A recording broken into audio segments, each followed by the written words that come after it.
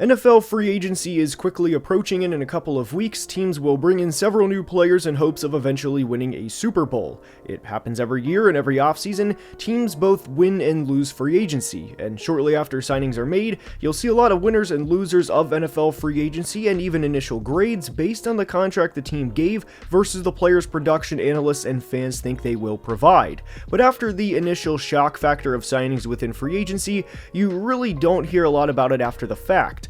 There are exceptions, of course, like with the Eagles signing Saquon Barkley and Zach Bond last offseason, but that's because they were a part of one of the most dominant postseason runs ever, and they just won a Super Bowl.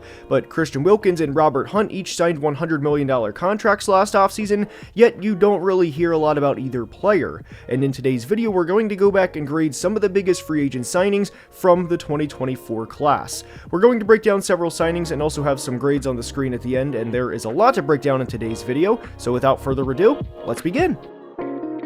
And we are starting today's video by discussing the Texans signing of pass rusher Danielle Hunter. Danielle signed a 2-year, $49 million deal with the Texans, with 48 of it being guaranteed, and I like this signing for both sides for a couple of reasons. Danielle will be just 31 years old when the contract expires and will get to test free agency again and have another chance to sign a big contract. Not only that, but he also gets to be a part of a good pass rushing duo in himself and Will Anderson. And anytime you have a situation like this, where you can have a potential Hall of Famer come in and help your young franchise cornerstone pass rusher out while he still plays at a high level and win a playoff game in the process, I am all for it every single time. Hunter finished the 2024 season with 66 pressures, 23 quarterback hits, and had 12 sacks and also made the Pro Bowl. I also really like this signing because despite how guaranteed heavy this contract was, it was never going to affect the Texans extending players like Derek Stingley, CJ Stroud, or of course Will Anderson. They wanted a really good pass rusher, and that's exactly what they got. Will Anderson and Danielle Hunter are one of the best duos in football, and this is an easy A+. Next up is Patrick Queen of the Steelers, who signed a 3-year, $41 million contract to go to the Steel City. I wasn't the biggest fan of this signing at the time because I thought it was an overpay relative to the player I thought Patrick Queen was going to be with Pittsburgh, and the Steelers only guaranteed 13.8 of the $41 million, so there were some concerns on their end too that maybe 2023 was an outlier year for him.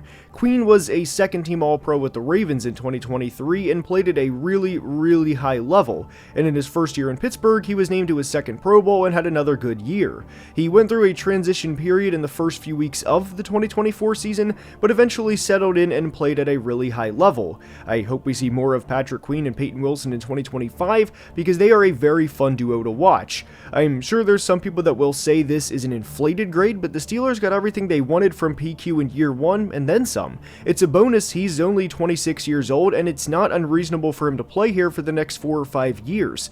This was a great signing by Omar Khan, and 1 year later, this too is an A+.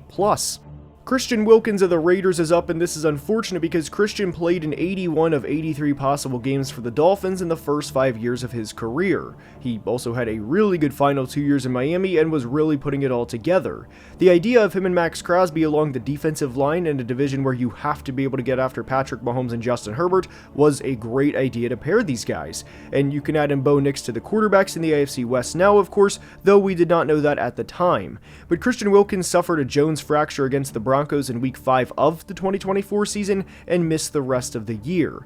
Wilkins had a pretty solid first 5 games for the Raiders, and it's unfortunate for the Raiders that the first time he suffered a major injury in his professional career was just months after signing a large free agent contract. I know the Raiders have obviously went through their struggles over the past several years, but I really like the duo of Christian Wilkins and Max Crosby in 2025, and I hope we get to see it more. If I had to give a grade based on the limited play, I'd give it a B, but for now, this is incomplete. Saquon Barkley is up, and I'll be honest, I thought about just posting a picture of him with the letter grade and moving on to the next player. He signed a 3-year, $37.75 million contract with the Birds last offseason, and this deal was very beneficial for both sides because Saquon got about as much guaranteed as he could have at the time, while still being one of the higher paid players at his position. And in his first year with the Birds, he ran for over 2,000 yards and had 15 total touchdowns, and also won a Super Bowl.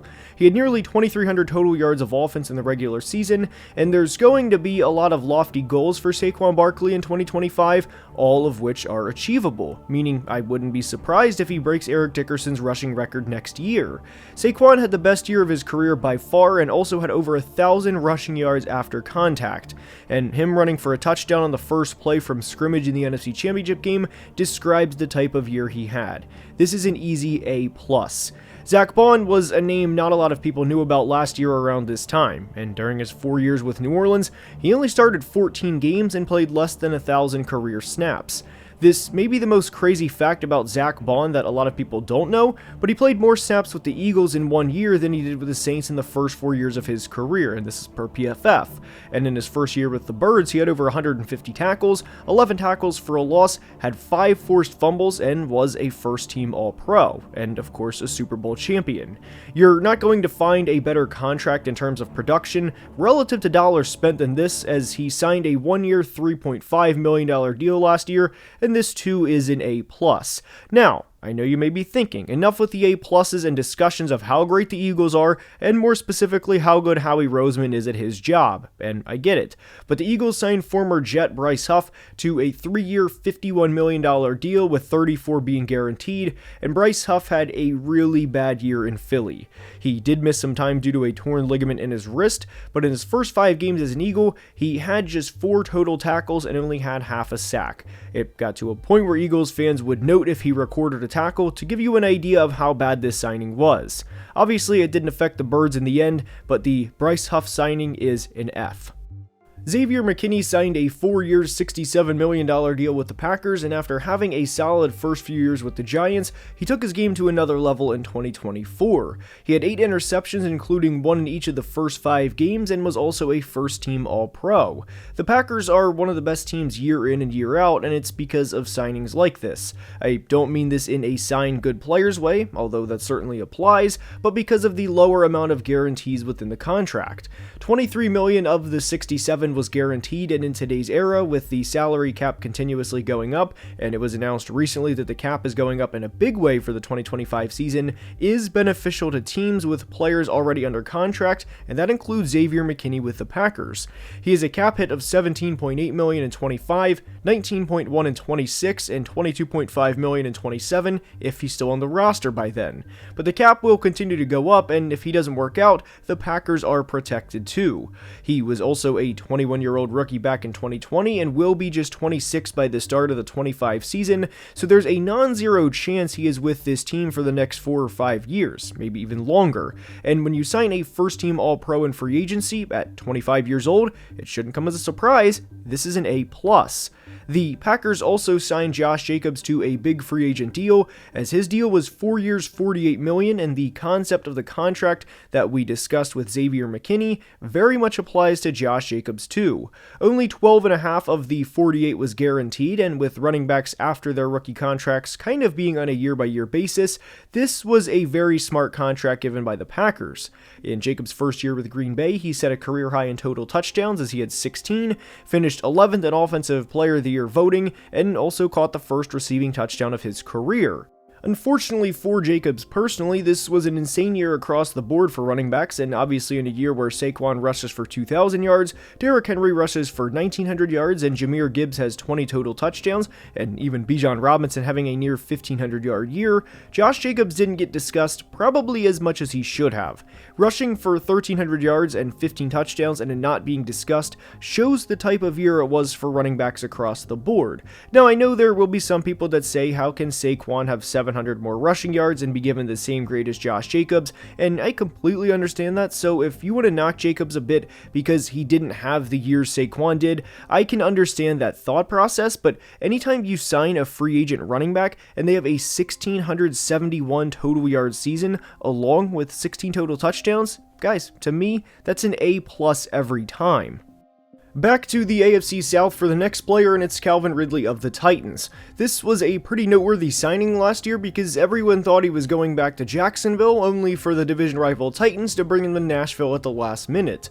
The Titans obviously struggled throughout most of 2024, and Calvin was no exception. He had just 9 receptions in his first 5 games as a Titan, and the game a lot of people remember is, of course, the 8-target, 0-reception game against the Colts in Week 6. Obviously, the quarterback play in Tennessee was not great for a lot of the 2024 season, and the Colts game in particular was pretty bad at times because the ball wasn't even close to where he could make a play. He had 834 yards in the final 11 games of the 2024 season, which would have had him on pace for a near 1,300-yard year for a full 17-game season. He has the occasional drops, and Titans fans know all about that, but I'm glad he ended the season the way he did. It was a 4-year, $92 million contract with 50 being guaranteed, so even in the worst case, it was a 2-year deal. But right now, Titans fans should be good with the year he had, considering how bad the quarterback play was at times, and 1 year later, this is an A. Russell Wilson of the Steelers is up, and this is a bit of a tricky player to grade because the Broncos released him and Russell signed a $1.2 million deal with the Steelers. And in theory, him throwing for 16 touchdowns in 11 games and going 6-5 as a starter, again based on a $1.2 million contract, would be an A+. But we're going to grade this on a more normal basis, if you will, just because of how much of an outlier this type of signing was to begin with. When the signing was made, the hope was that it would essentially be a lightning in a bottle type deal where the Steelers could rely on the defense and have a quarterback elevate the team more than what they saw for most of the previous few years. It worked for a couple of weeks, but the wheels eventually came off and the Steelers' offense became entirely too reliant on the big play. It became a lot of layups or 35-foot Steph Curry three-pointers, and that's not reliable, and Russ played a part in that because he doesn't throw the ball to the intermediate part of the field as much as other quarterbacks, which can be predictable to game plan against. The Steelers have been in quarterback purgatory for a while now, and Russ is another name on the list. He wasn't awful, but he wasn't exactly great either, and this gets a B. Darnell Mooney of the Falcons is up, and the Falcons signed Mooney to a 3-year, $39 million deal with 26 of it being guaranteed. Mooney had a really good season, all things considered, as he finished the year with 992 yards and 5 touchdowns.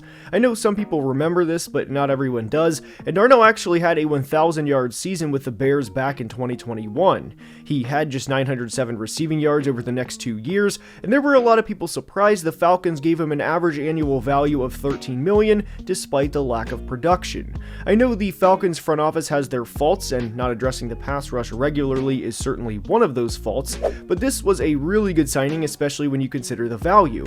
Like with the Danielle Hunter signing at the Texans, this was never going to get in the way of potential extensions, like with Bijan Robinson or Drake London, because the guarantees would be well out of the way by the time their extensions came due. And for signing a player who went for nearly 1,000 yards in year 1, and a guy who revived his career in the Big A for $13 million per year when receivers in today's era regularly cost north of $20 million, we're going to give this signing an A+.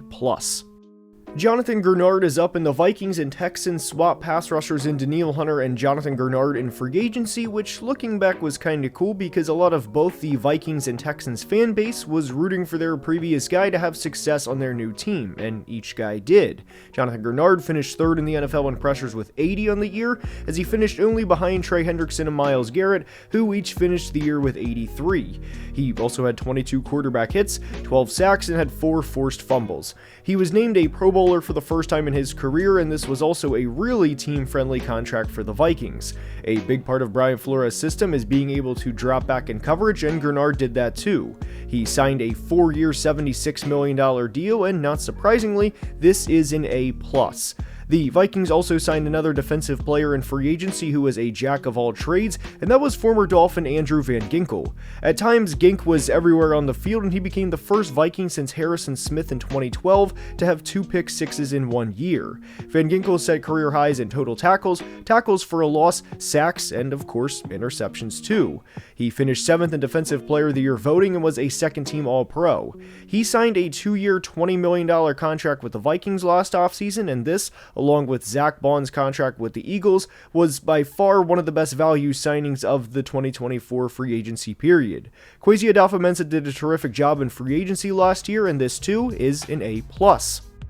Robert Hunt signed a $100 million contract with the Panthers, and the big thing with the Panthers entering 2024 was they had to get better up front. It didn't matter how, they just had to get better. I completely understand why people don't like David Tepper as an owner. I get it, but I do respect putting your money where your mouth is, and watching the 2023 Panthers fail, and especially the manner they did, and immediately spending $153 million on the interior offensive line to give your quarterback a chance.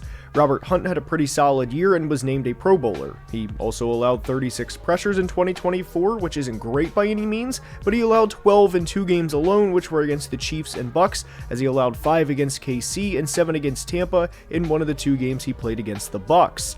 He was paid to be one of the best guards in football, and he was good, but I don't think he was elite. There were very low lows at times with Hunt, who again still had a pretty good season, and I don't want that to be lost. But because of that, this is an A- rather than an A+. Now, for Damian Lewis, he was more consistent than Robert Hunt throughout the 24 season, and in terms of paying him an average of $13.2 million per year versus paying Robert Hunt $20 million per year, right now Lewis looks like the better signing, and this is more praise of the Lewis signing than saying the Hunt signing was bad, because it wasn't. I'm glad we saw the interior part of the Panthers' offensive line improve in a big way from 2023 to 2024, and both free agent signings played a big part within that. I like both signings last year when they were made, and I like both of them now, and the Damian Lewis signing gets an A. Staying in the NFC South for the next free agent signing, and it's Kirk Cousins of the Falcons. I don't think this is as simple as looking at the signing and saying, yep, Kirk lost the job to Michael Penix and it's an F. I think everyone was shocked when the Penix selection was made, but Kirk did provide some good times for Falcons fans in 2024. Not many, of course, but the Eagles' comeback win on Monday night was an incredible game, and so was the Thursday night Bucks game in which Kirk threw for over 500 yards and 4 touchdowns, and Atlanta put up 36 points. Or even the other Tampa game in which Kirk threw for 4 touchdowns, and Atlanta won on the road in a tough division game. The end was not fun, as in the final 5 games he started for the Falcons, he threw just 1 touchdown to 9 interceptions, which was by far the worst stretch of his career, and he was benched for number 8 overall pick Michael Penix. At this point, he is expected to be released, and unfortunately for the Falcons, Kirk was guaranteed $100 million. I really don't think this is as simple as giving it a flat-out F, because it was not an Albert Haynesworth type contract, not even close. But obviously this free agent signing didn't work out for the Falcons, and 1 year later this gets a D. Please comment your free agent grades below, as well as subscribe to the channel, as only about 48% of people watching are subscribed, and helps the channel tremendously. Until next time, as always, please be safe and have a great day. Love you guys.